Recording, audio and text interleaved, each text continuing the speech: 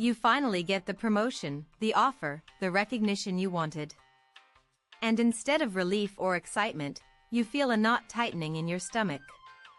You start picking it apart, finding reasons it won't work, thinking of ways to sabotage it before anyone else can. That feeling isn't weakness. It's a deeply wired response your brain learned long ago. By the end of this video, you will understand exactly why success feels dangerous, and what you can do to stop fighting it. Your brain is not a success machine. It is a survival machine. And survival machines are trained to spot danger, not opportunity. So when something good and big comes your way, your brain does not automatically say congratulations. It says hold on. Is this safe? It scans for what could go wrong because that is its job. And success comes with a lot of potential threats, more visibility, more responsibility, more people watching you, more chances to fail in public. To your brain, that is not a reward. That is a predator. So it does what it does with any threat. It slows you down, makes you hesitate, even makes you feel sick. That is not a character flaw. That is your alarm system doing its job a little too well. Part of what makes success feel scary is that your brain already has a story about who you are. And that story is built around what you have survived so far. Maybe you learned early that staying quiet kept you safe, or that not standing out protected you from criticism. That story worked. It kept you alive and accepted. But success asks you to change the story. It asks you to become someone who stands out, who takes up space, who risks being seen. And your brain does not want to rewrite a story that has kept you safe for years.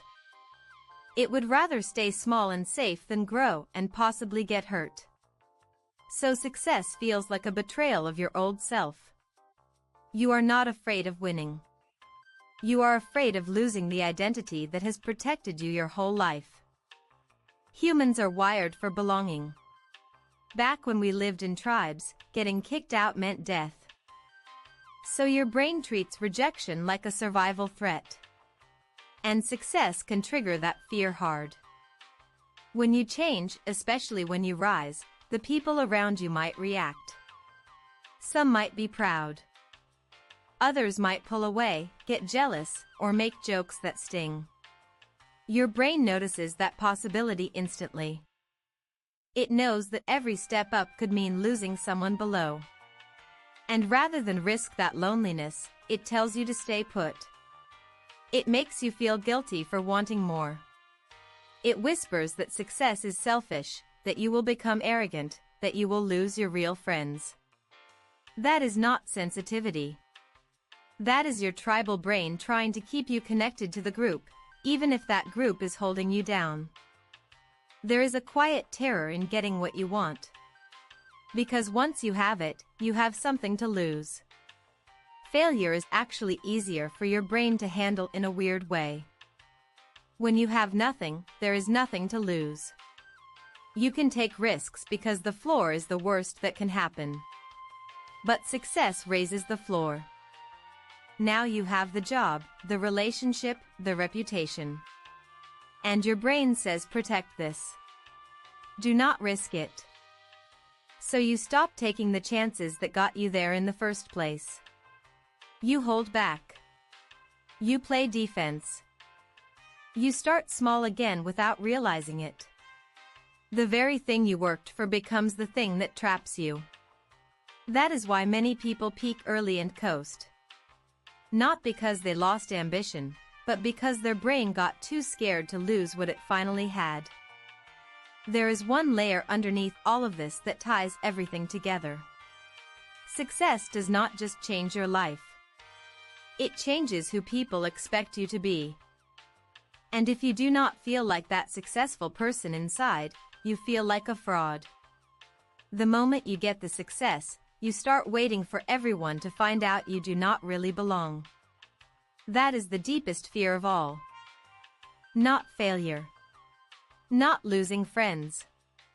but being exposed as someone who tricked everyone. So your brain sabotages you before others can. It makes you procrastinate, lose focus, say the wrong thing, or quit suddenly. That is not laziness. That is a preemptive strike. Your brain would rather choose failure on your own terms than risk the humiliation of being found out. The real battle is not against the world. It is against the part of you that does not believe you deserve to stand where you stand. So when you feel that knot, that hesitation, that urge to pull back from something good, do not call yourself broken. Recognize it for what it is, an old safety system trying to protect a version of you that no longer exists. You are allowed to outgrow that version. You are allowed to feel uncomfortable and move forward anyway. The goal is not to stop being afraid of success. It is to let the fear come along for the ride without letting it drive. If you want to train that part of your brain, our app Wow Brain gives you daily 5-minute exercises to rewire those patterns. Think of it as your second brain, the one that chooses growth over safety. Link is in the description.